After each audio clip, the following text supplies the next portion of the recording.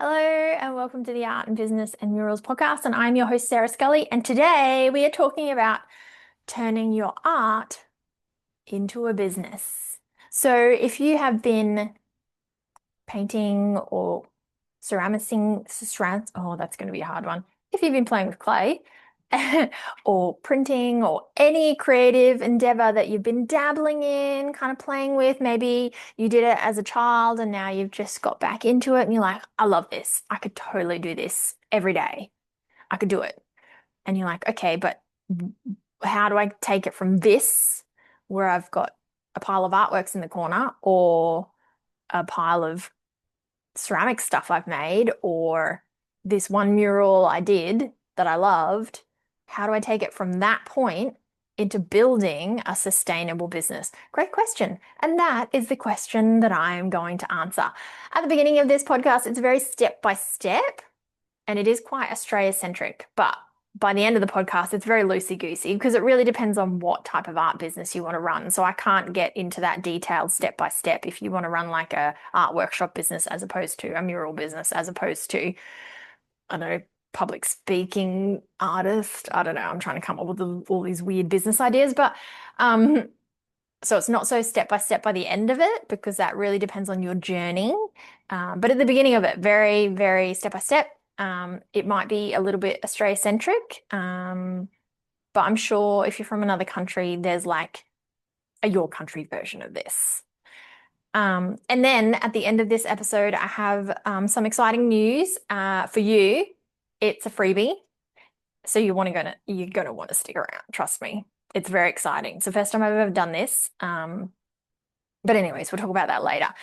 Also, if you enjoy this episode and you're like, oh, I need all this information written down, I need to take notes, but I'm driving, or I've got 500 kids running around me, or I'm already painting a mural, I can't put this stuff down and take notes. Don't worry, I've got a blog post that has the same content on it. So I'll put the blog post into the show notes and you can pop over there and go through the information all over again without having to take notes. So, you've been busy painting, or you've been busy playing with clay, or maybe you haven't done anything creative since high school and all of a sudden you just went and did one workshop and you're like, oh my God, this is where my passion lies. I can do this every single day. I want to make a living from it. So we're going to take you through the steps from that point to making a profit. Hopefully, that's what we're aiming for. That's what businesses do, at least successful ones. So the first thing, and this section is very step by step. First thing you need to do, particularly if you're in Australia, is you need an ABN. That is the number one thing, an Australian business number. Now, these are free. You can apply online for them. It should take you all of 5 to 10 minutes to actually fill out the form and apply for it. If you already have an ABN from another business that you set up previously, you can use the same ABN as long as the businesses are set up in the same way. So if you had previously set up like a sole trader business and you're setting up a new art sole trader business, you're fine. Use the same ABN. Although if you had previously set up like a not-for-profit or another business model, you've got to get a separate ABN.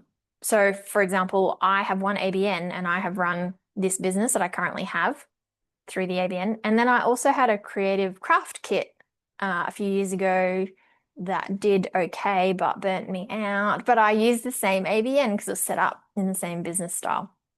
So that's the first thing, an ABN. Go get yourself one.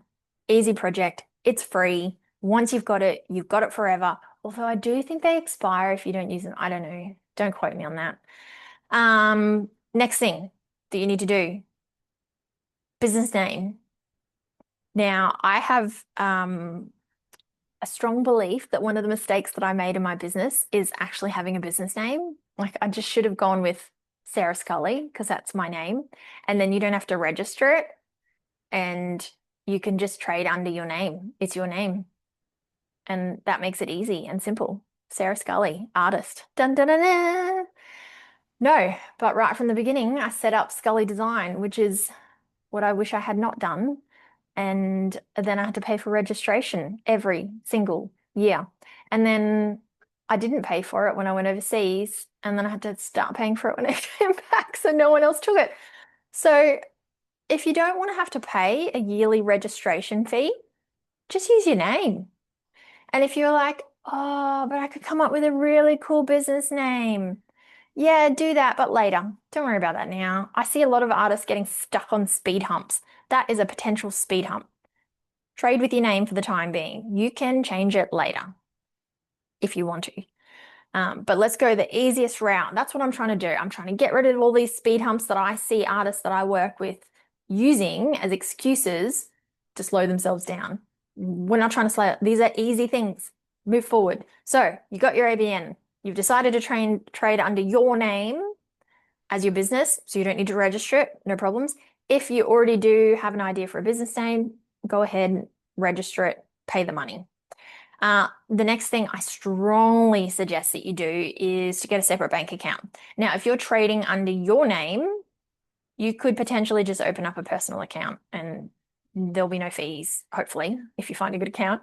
Hopefully no fees, but you want a key card with it so you can pay for your purchases and also get paid when you sell things and make money and all that kind of stuff.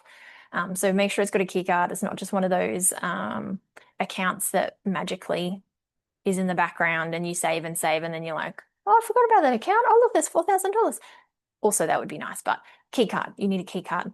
If you are setting up a business name, you will need to set up a business account with your registered business name and your ABN. So you need those things before you set up your business account. And chances are, although I do hear there are some accounts out there available that do not cost anything or a fortune, but my business bank account costs $10 per month.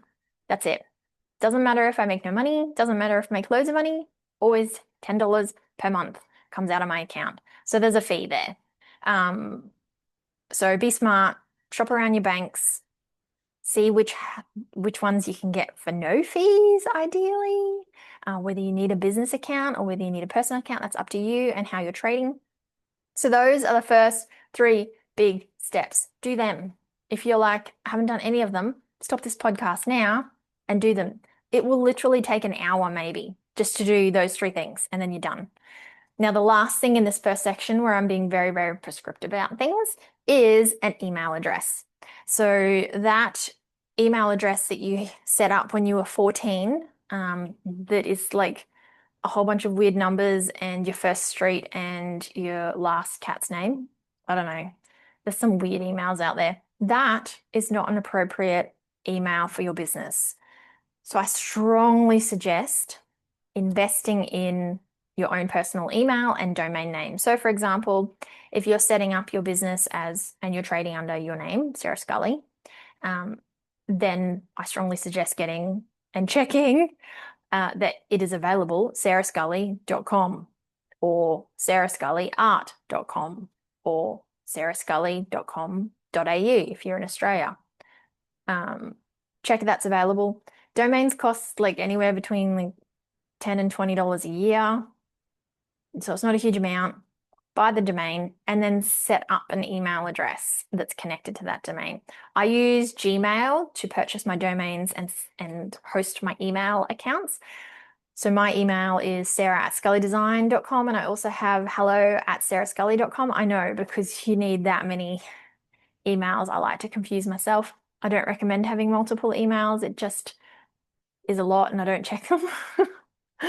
No, that's not true. I always check sarah@scullydesign.com.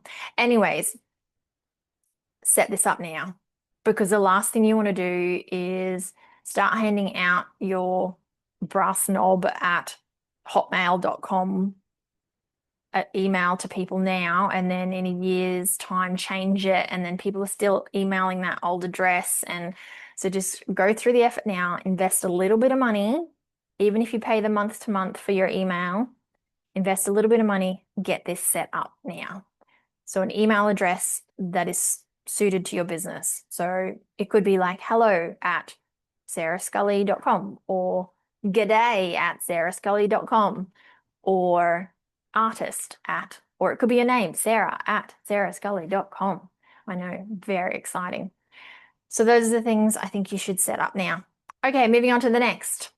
Shift your mindset. I know it sounds so easy when it comes out of my mouth, but it is so hard to do.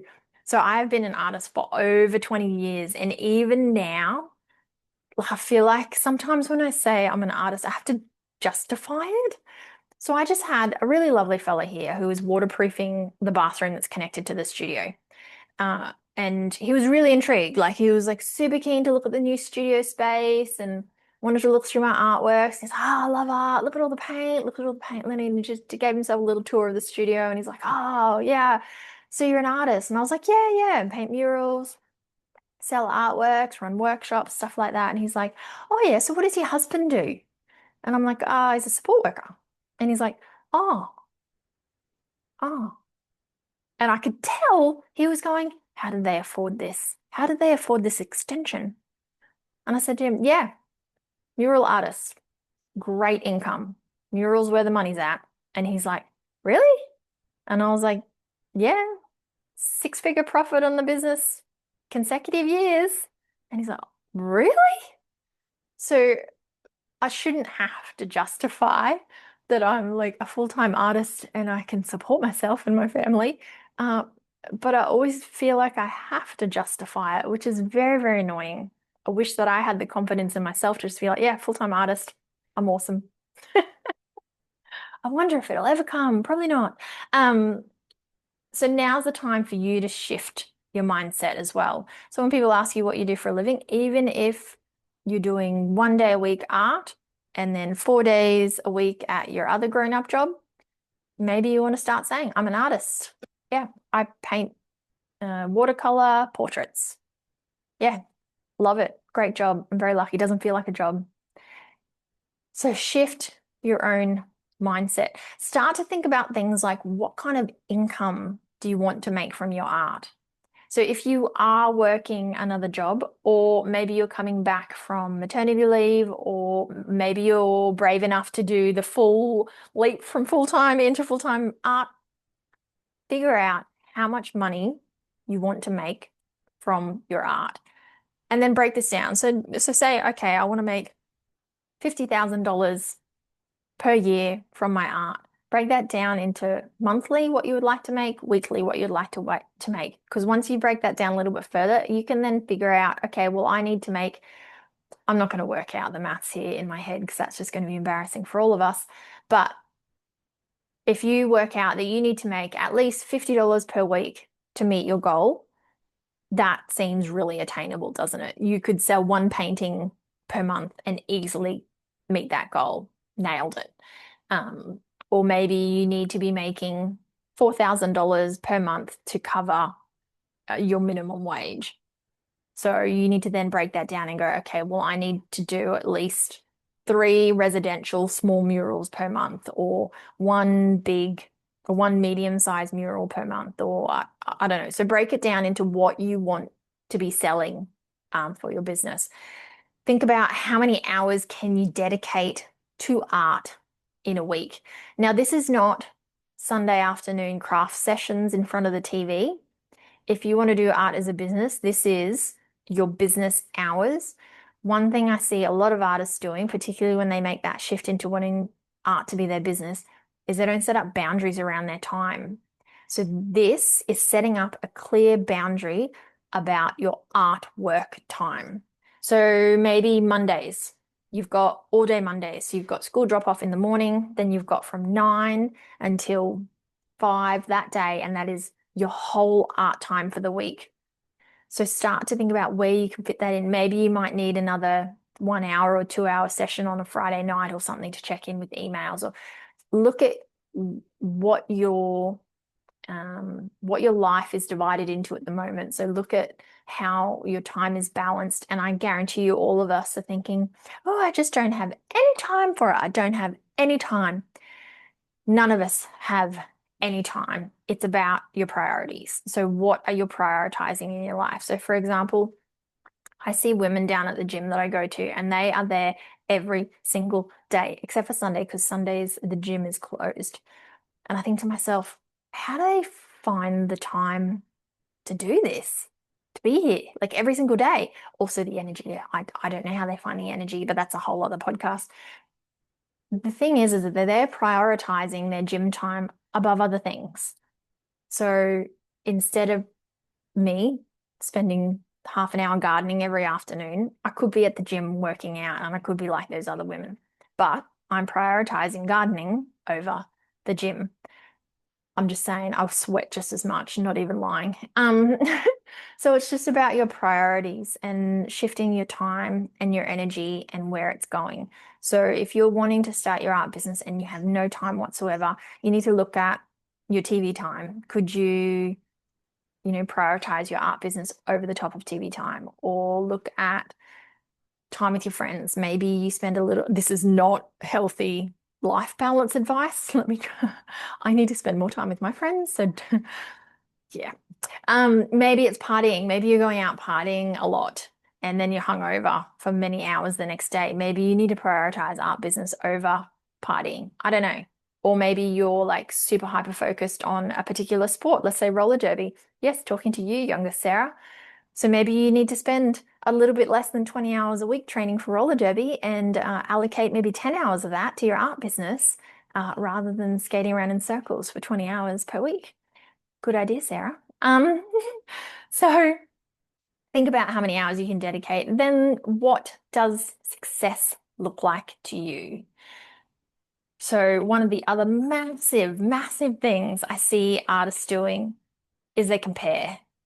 And a lot of artists will come into the group coaching program that I run, and straight away they'll be like, oh, I don't make anywhere near as much money as that, or I don't have nearly as much time to spend on the business as that, or I'm not as talented as that, or I'm not, because they are constantly comparing to other people. So I want you to put your little horse blinkers on and think about what success looks like to you, not what success is to me, because I'm in a different era of my career. Not what success looks like to that muralist that you keep seeing pop up on Instagram. It's not that either. It's what success is to you. And so success could be a financial goal. It could be a time-based goal. It could be a production type goal. Maybe success is 4 paintings per month, or success could be growth from your marketing or for your social media. Success could be inquiries. You could be looking at 4 inquiries per month, and to you, that's success. It could be one mural. You could be aiming to do one corporate mural. That's it. And that can be your success goal. So figure out what you want. Is it art? Is it ceramics based? Is it mural based? Is it workshops? Maybe your goal could be one workshop per month, with 6 tickets sold out per workshop. I don't know. It's up to you. So that was shifting your mindset. So let's move on to the next one. Building a professional online presence. A lot of the artists in group coaching at the moment are going through this, and our week-to-week emails are walking these artists through building this online professional presence. And before you say, but why? If you think about any professional that you have met and they're like, oh, yes, I do this thing. Here are my services. Do you not want to jump online and either look at reviews or check out their website or see previous things that they've done, or do a little bit of internet stalky first? Yes, you do. Most people do. I'm not going to blindly hire a landscaper without seeing what magic they can do first. So this is an opportunity for you to curate your work and put it up online. Now, online doesn't mean you have to go through the huge effort of creating a website, which, by the way, is not a huge effort. There are so many amazing templates out there, and you literally swap out a few images, put your own text in. Thank you, ChatGPT, for helping, or at least getting the ball rolling. You can so easily get up online. For me, I have a website on Wix. It is a massive website, and if I ever wanted to move, I'd be in a bit of trouble because it's too big.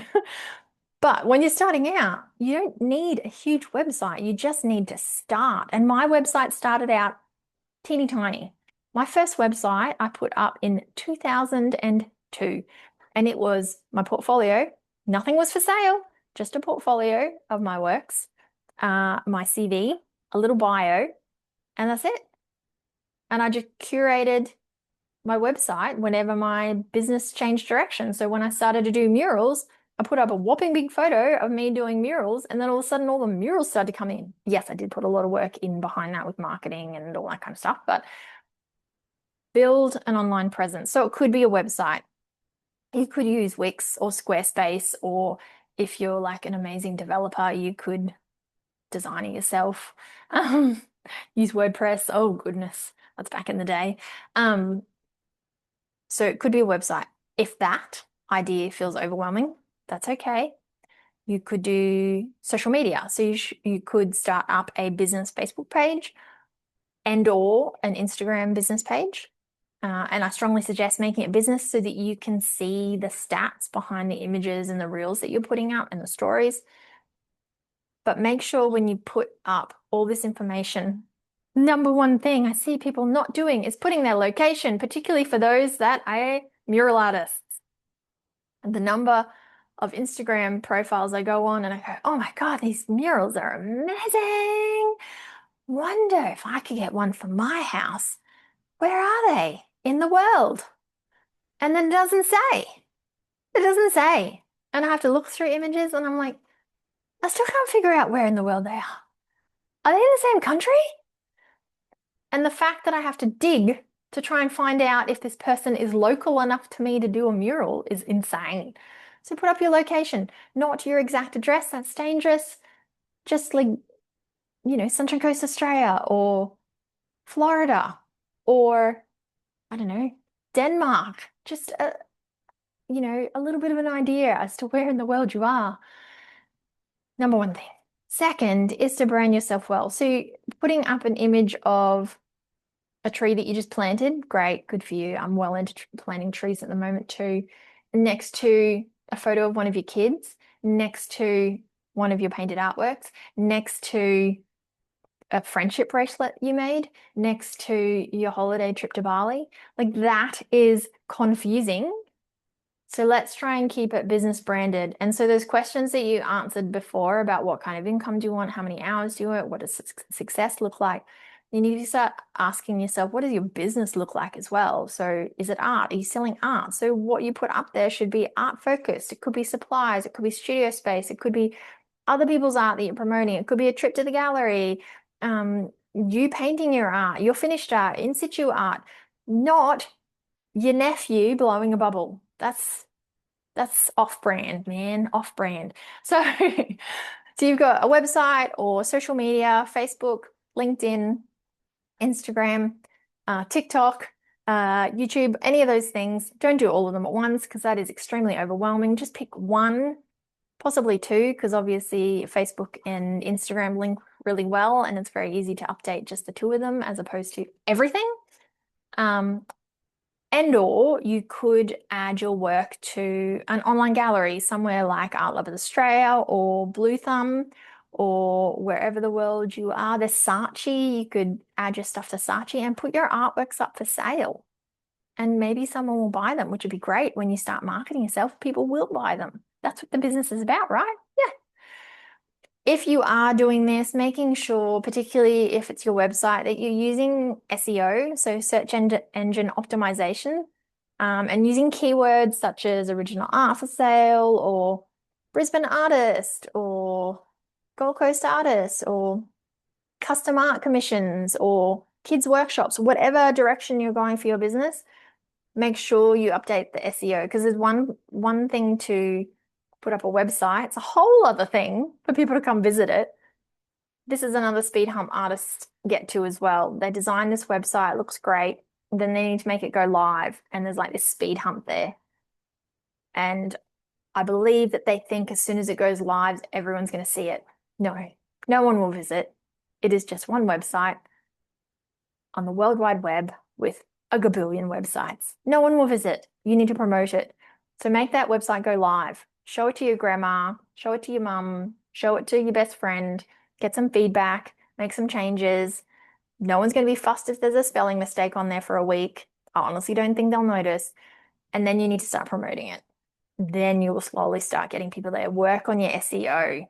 Add a blog if you enjoy writing. That will increase your SEO. Okay. So We've done the first steps, we've done shift your mindset, we've done build a professional online presence. And next thing is get clear on your offerings. This one probably should have come before the online presence because that would help you curate your work a little bit more. But anyways, it's in there. We're getting there. I've never been strong with the order of the way I do things. So let's get clear on your offerings. Do you sell prints? Do you sell originals? Do you take commissions? Do you run workshops? You need to be clear. Make sure that your audience knows exactly what you do. They shouldn't be like me searching for your location for ages, trying to figure out where you are or what you do or how much you cost or how I can get a little piece of you because I love your work. Don't make it hard. Make it as easy as possible. If you are selling things online, and this is something that I strongly suggest you do if you set up a website, is set up an e-commerce website. So as soon as you paint a painting, you photograph it, get it up online. Even if it's not like the best photos ever, you can go back and replace them when you've got more time. Just get your artworks up online. People will purchase them. That's how a business runs. You make the money. You put the work up, you make the money. Make sure that payment system is very easy as well. So whether it's for workshops or selling artworks or booking murals, make sure that your processes are very clear. I have seen people go on social media and they go, oh, workshop coming up this April. It's for this great workshop I'm doing with Posca pens and skate decks. It's going to be amazing. That's it. That's the post. And I go, oh, I want to do a workshop with Posca pens and skate decks, but I don't quite know when it is or how to book. So what you need to do is make it as easy and as clear as possible what you are selling. So social media post is on the 14th of April. Oh, that happens to be my dad's birthday. On the 14th of April, Posca Pen Skate Deck Workshop at the Beerwah Library. Book tickets online through the link in my bio, and then on your website, you've got a very clear e-commerce page that says everything about the workshop, what they need to bring, what you will supply, times that are on, the age groups that can go, and then they just go purchase, and then dun, dun, dun, dun, it's done and booked and they're paid. The easier it is, the easier you'll sell all your tickets or all your artworks or all your prints. Okay, next one, price for profit. Another thing I see artists doing is grossly devaluing their artwork. And trust me, I get it because I also struggle with pricing my works, particularly in the beginning. Particularly in the beginning, you don't have a huge amount of work behind you and you're kind of getting an eye trying to figure out what your target market is willing to pay for your work. So yes, I get it. You might be a little bit lower in the beginning, but if you start making sales, you start increasing that price and you'll start to get a feel for what is comfortable for you. And I know that there are some artists that are coming in and starting art business and they should be starting their art extremely high because they've won awards or they've been quite prolific before even starting their business. So for those, I am going to give the opposite advice and say, put your original artworks up and think about what's the highest you can charge where you don't feel super, super, super uncomfortable. Is it like $10,000? How does that make you feel? Is that ick? Or does it feel good? I don't know. This is a conversation that I had with one of the artists in our group who is an insanely talented artist and she's coming in fresh, but she's got so many accolades behind her. So I think she has the opportunity to really price her artwork the way that it's valued. And she puts so much energy and time and effort and love and passion into each original artwork. So they need to be priced accordingly, not priced to just sell, push, sell, push, sell, push, sell, push. Okay. Next one. Learn the business side. Now, this is the bit where it's not step by step by step, because depending on what business or art business you want to run will depend on what you need to really start learning more of. But across the board, what most people that run an art business will need to know how to do, if you don't already, is things like invoices, the group coaching program that I run, I have a digital download section where I've got all these templates set up. They're spreadsheets and invoices and quotes and contracts all set up as templates. So you can just go in and change the names or change the pricing and use those, which is a godsend because it then saves you a lot of time having to create these yourselves. The other thing you need to track expenses. So the program also has a Excel spreadsheet where you can track income and expenses as well. You will need to market your work, which is a whole other podcast in itself. It's actually a whole other branded podcast. Like there are marketing podcasts out there for artists that are phenomenal. So marketing is like a whole other, to me, it feels like a whole other job. Things like planning product launches or art exhibitions. These are all things that you will slowly start to learn on the side, and you'll have an event coming up and you'll be triggered by a deadline. And this is when you need to start investing in your own personal development so that you can keep building your business, constantly learning as much as you can. So to finish off today, we did the basic steps with your ABN, email, business accounts. Then we looked at shifting your mindset, which I know sounds easy. It is not easy. I believe in you though. 3, building a professional online presence. 4, getting clear on your offerings. So what are you actually offering? And I know you're a creative. I know that you've got 792 ideas. Write them all down on a big bit of paper. Get them all out of your head and then pick one. Yes, I said one. This is another speed hump that artists get stuck on is they have all the ideas and they put like 5 minutes into each idea and then none of them have really moved forward that much. So pick one. Once you've got that up and running, then you can choose a second. Getting clear on your offerings. 5, price for profit. And 6, learning the business side. Now, this is where the exciting freebie comes in on the learning the business side. So my group coaching program, I've not done this before, but for all of March, I'm offering a free month of group coaching. So if you sign up to my group coaching program in March, you get the first month free. Now, here is the fun thing, is that it is a no obligation. You don't have to stay. It's not like a 3-month minimum, none of that stuff. So you can sign up sometime in March and you get a whole month for free. And you just, if you're like, not for me, then you just jump out and it doesn't cost you anything. So you can like come in, stick a beak around, look at one of the babillion videos. I think there are over 100 videos in there around business, art, murals, and mindset. Go in, stick your beak around the videos. You can have a look at the digital assets and download them. And I'm hoping that you will come to some of the group coaching sessions just to see what it's like. If you get a bit nervous and you're like, oh, I don't know about a group coaching session, I have recorded all of the group coaching sessions and they're available in the program as well. So if you're like, oh, I'm super nervous about doing like a face-to-face group session with Sarah and other artists, I'm very nervous. You just jump on, look at the ones that have been recorded previously. You'll realize that it's just a super lovely group of creatives that are just all trying to move their businesses forward. And hopefully that will give you the confidence. And if you join up in March, we have a session every 2 weeks. So the first session in March for group coaching is 6 p.m. on Monday, the 2nd of March. Or if you sign up a little bit later or you're hearing this a little bit later, that's cool. There's a 10 a.m. session on Monday, the 16th of March. Wait, did I just say 16th of March twice? I think I did. First session, 6 p.m. Monday, the 2nd of March. And then the second session for March is 10 a.m. Monday, the 16th of March. I think I am confusing everyone with all the Mondays and the Marches, or I'm just confusing myself. Anyway, sign up to group coaching session in March. Your first month is free. You can cancel before the end of that month and it won't cost you a cent. Or hopefully you'll love it. You'll move your business forward. You'll feel embraced. You'll feel supported. You'll feel encouraged and then you'll stay on with us. But don't worry.